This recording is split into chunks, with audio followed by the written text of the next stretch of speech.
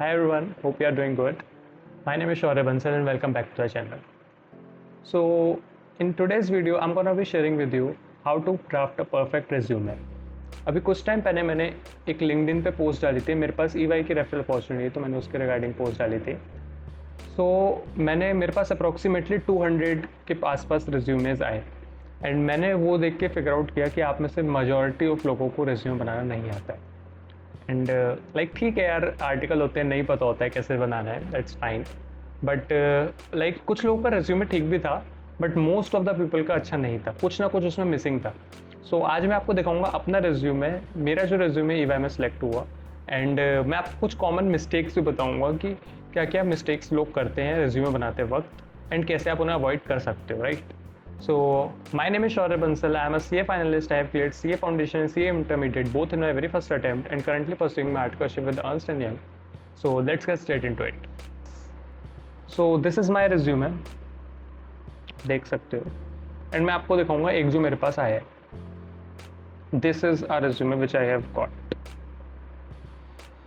ठीक है, एक एक करके स्टार्ट करते हैं. मैं आपको बताऊंगा क्या क्या चीज़ें हैं जो आपको ध्यान में रखनी है, जो आपके रिज्यूमे में पॉइंट ऐड करेंगे और क्या क्या गलतियां हैं.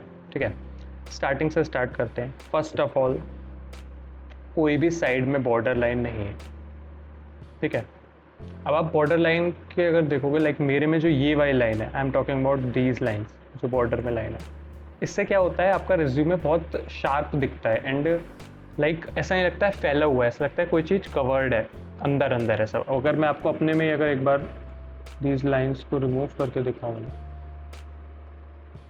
यस. एक बात और बताना भूल गया, मैंने अपना रिज्यूमे कैनवा में बनाया था और मैं वही रिकमेंड करता हूँ बिकॉज मेरे को काफ़ी वो ईजी लगता है कैनवा में बनाना रिज्यूमे वगैरह एंड वर्ड काफ़ी टिपिकल हो जाता है. मैं वही रिकमेंड करता हूँ कि आप कैनवा यूज़ करो, इट इज़ फार बेटर. मैं आपको अपने रिज्यूमे का भी लिंक दे दूंगा, अगर आप चाहो तो उसमें भी एडिट करके बना सकते हो. यस, अब आप देखोगे एक, अब अगर मैं एक ऐसे रिज्यूमे भेजूँ और एक ऐसे. फर्स्ट ऑफ ऑल आप साइड में लाइन रखो, बॉर्डर रखो. ठीक है, सेकेंडली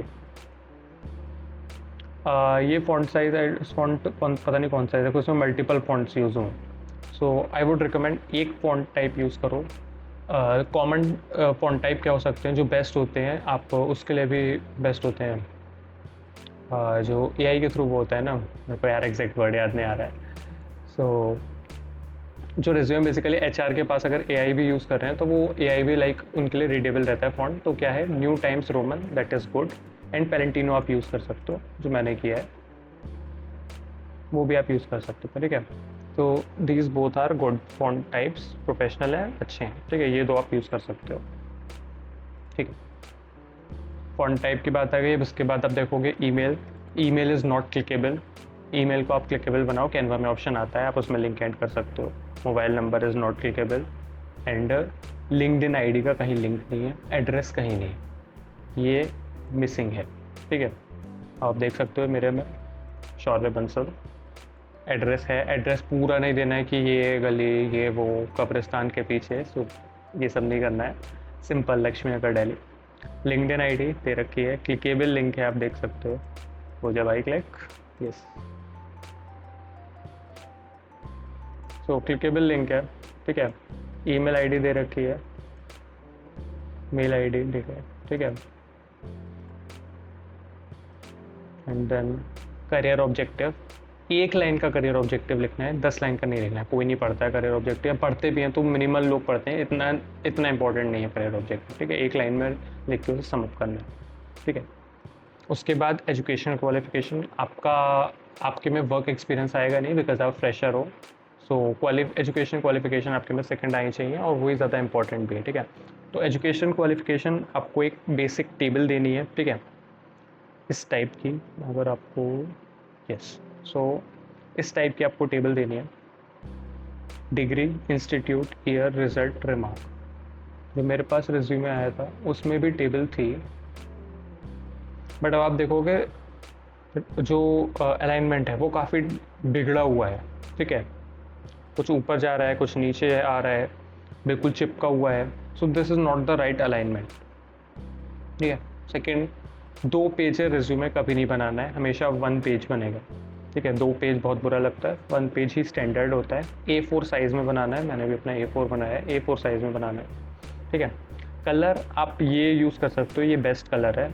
पिंक वगैरह अच्छा नहीं लगता है, ब्लू भी मेरे को इतना अच्छा नहीं लगता है, ये बहुत प्रोफेशनल, बहुत डिसेंट लगता है, सो ये वाला कलर बेस्ट है मेरे अकॉर्डिंग, ठीक है। उसके बाद सबका अलाइनमेंट सेम होना चाहिए, मिडल अलाइंड होना चाहिए एंड सेंटर अलाइंड होना चाहिए, ठीक है। सबसे न्यू जो आपका अचीवमेंट है वो सबसे पहले आएगा, जो सबसे लाइक पुराना है वो सबसे बाद में आएगा, ठीक है। सी इंटरमीडिएट ग्रुप 1, ओके, इसमें ग्रुप 2 के मार्क्स नहीं है मेरे, बिकॉज ये वाला जो मेरा रिज्यूमे है ये मैंने before clearing like before result बनाया था, सो इसलिए इसमें नहीं है, दैट्स फाइन, आप ऐड कर सकते हो, बिग इशू, ठीक है। इंस्टीट्यूट, ICAI, ईयर, रिजल्ट में परसेंटेज भी लिखो एंड मार्क्स भी लिखो, ठीक है। अगर 2 लोग किसी को कंपेयर करना होगा तो परसेंटेज से बेटर कंपेयर कर सकते हैं एज़ कम्पेयर टू नंबर, ठीक है। सो मैं आपको ये रिकमेंड करूँगा कि आप मार्क्स भी लिखो, परसेंटेज भी लिखो, ठीक है। रिमार्क्स का कॉलम ज़रूर आएगा इसमें, कई लोग रिमार्क्स का कॉलम ही नहीं लिखते हैं, सो रिमार्क्स का कॉलम ज़रूर आएगा, ठीक है। रिमार्क्स कॉलम में जैसे मैंने क्या लिखा है, examination in 2 out of 3 subjects. So अब ये पता है इसमें एक चीज़ क्या है ध्यान देने वाले, कि मैं ये भी लिख सकता था एग्जामिशन इन 2 सब्जेक्ट्स, बट उस बात में इतना वजन नहीं है as compare to examination in 2 out of 3 subjects.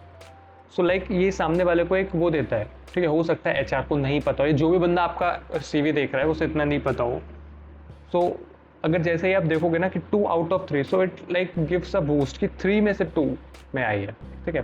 This is something which you should consider with 79 marks in taxation, ठीक है। सो ये एक लाइक पॉइंट दे दिया, कोई बंदा अगर टैक्स के लिए हायरिंग कर रहा होगा या फिर उसे टैक्स ज़्यादा पसंद होगी, वो टैक्स से रिलेटेड आपसे क्वेश्चन पूछ सकता है कि भाई 79 आया, चल बता ये बता, ठीक है। ओके, सो फर्स्ट अटैम्प्ट ये आप ऐसा लिखो, मैंने ऐसा लिखा था, मैं आपको ऐसे रिकमेंड करूँगा, ठीक है। रिमार्क्स में सिर्फ फर्स्ट अटैम्प्ट मत लिखो, ऐसे करके लिखो, this is better. CA foundation, ICAI, ये परसेंटेज आ गई, मार्क्स आ गए, एंड डिस्टिंक्शन फिर वही बात, ऑल 4 आउट ऑफ 4 सब्जेक्ट्स, ठीक है। फर्स्ट अटैम्प्ट है, ठीक है।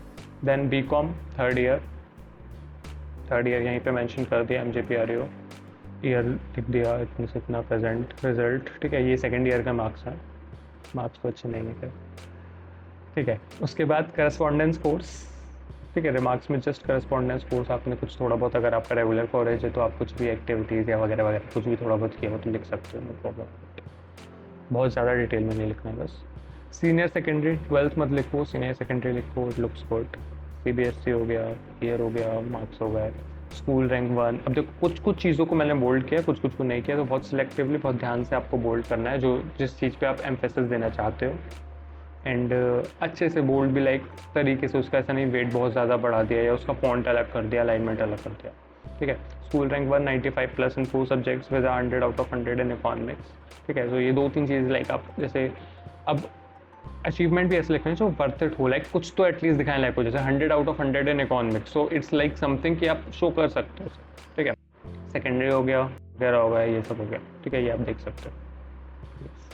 उसके बाद technical and IT skills completed कर दो, और कंप्लीटेड को बोल्ड कर दो, बिकॉज अगर आपके पास 2 रिज्यूमे आएंगे, एक में लिखा है कि IT कंप्लीटेड, एक में नहीं लिखा है, सो आप क्या करोगे,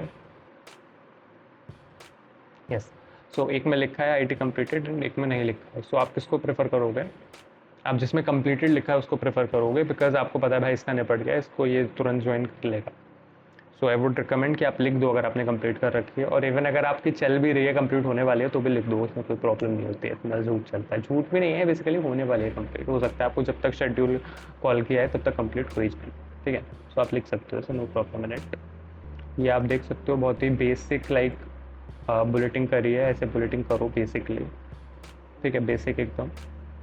effective knowledge of in accounting software like tally ERP9 and MS Excel, ठीक है। टैली प्राइम लिखते हो, ERP9 लिखते हो, एक ही बात, ठीक है। इफेक्टिव को कर दिया बोल्ड, बेसिक नॉलेज वगैरह वगैरह, cumulated basic knowledge of auditing वगैरह वगैरह, basic knowledge of SAP ERP, ठीक है। अगर थोड़ी बहुत है तभी लिखो, अगर नहीं है तो मत लिखो। Completed 90 hours of orientation course, ये सॉफ्ट स्किल्स में आएगा आपके। एक्सीलेंट एनालिटिकल स्किल्स, ठीक है, curious to learn, team work, active listener, time management, adaptive to new situations and problem solving attitude, ठीक है। अकम्पलिशमेंट्स एंड अदर में क्या आएगा, articulated in school for being a consistent and top ranked student throughout the year in academics, honoured a gold medal, ये थोड़ा बहुत gold medal वगैरह बचपन में आया है, तो आप अकम्पलिशमेंट एंड अदर्स में लिख सकते हो। एंड पर्सनल प्रोफाइल में आप नाम, डेट ऑफ बर्थ डालोगे, फादर्स नेम डालोगे, लिंग्विस्टिक प्रोफिशिएंसी डालोगे एंड हॉबीज़ डालोगे, ठीक है। और ये लास्ट में ये दे देना है एक डिक्लेरेशन कि हाँ भाई ट्रू है, एंड लास्ट में signature. So this is perfect. Photo add करने की ज़रूरत नहीं है बहुत ज़्यादा उसे चमकीला इधर उधर के कलर वगैरह वगैरह ऐड करने की ज़रूरत नहीं है। बेसिक परफेक्ट रिज्यूमे है ये मेरे अकॉर्डिंग। बस इसमें एक अगर मैं अपने आपको बताऊँ जो मेरे को फील होती है कि एक इसमें जो लिमिटेशन है, सो फर्स्ट एक इसमें लाइक सर्टिफिकेट ऐड कर सकते हो आप। कुछ सर्टिफिकेट्स अगर आपने किए, मैंने ऐड नहीं करे हैं, बट आप कर सकते हो उसमें जो बेसिकली अच्छे सर्टिफिकेट्स और जिसके बारे में अगर क्वेश्चन है तो आप थोड़ा बहुत बता सकते हो, ठीक है। सो कुछ आप सर्टिफिकेट्स ऐड कर सकते हो एंड दैट्स इट। मेरे को नहीं लगता इसमें कोई प्रॉब्लम है। अब एक बार दूसरा वाला भी देख लेता हूँ इसमें क्या क्या इशू है, ठीक है। करियर ऑब्जेक्टिव बहुत लंबा है, इतना लंबा नहीं लिखना चाहिए। एजुकेशनल क्वालिफिकेशन, अब देखो एक ये ऐसा ही नॉर्मल लिख दिया और एक ऊपर मैंने ऐसे करके लिखा है, तो डिफरेंस है उसमें काफ़ी। सो आई वुड रिकमेंड कि आप ऐसे करके बॉक्स में करके लिखो, ठीक है। टाइम दो यार रिज्यूमे बनाने को, रिज्यूमे इज़ एवरीथिंग, ठीक है। टेक्निकल एंड सॉफ्ट स्किल्स मिला दिया, अलग अलग दो मैं आपको कहूँगा। और देखो उन्होंने मिला दिया तब भी उनका सेकंड पेज में जा रहा है, मैंने अलग अलग दिया तब भी मेरा एक ही पेज में है। तो थोड़ा सा अगर फॉन्ट साइज छोटा करना है कर सकते हो, दिमाग से अच्छे से उसे वो करो, बिकॉज आगे आप रिपोर्ट भी बनाओगे ना, सो इसी से आपकी प्रेजेंटेशन स्किल्स जज हो जाते हैं कि जिस बंदे ने अपना रेज्यूमे उल्टा सीधा दिया है इसका मतलब उसकी प्रेजेंटेशन स्किल्स बेकार है। और जिस बंदे ने अगर मान लो छोटी छोटी चीज़ों पे ध्यान दिया है, सो इट शोज़ कि आप आपकी छोटी छोटी चीज़ों पे भी आप ध्यान देते हो।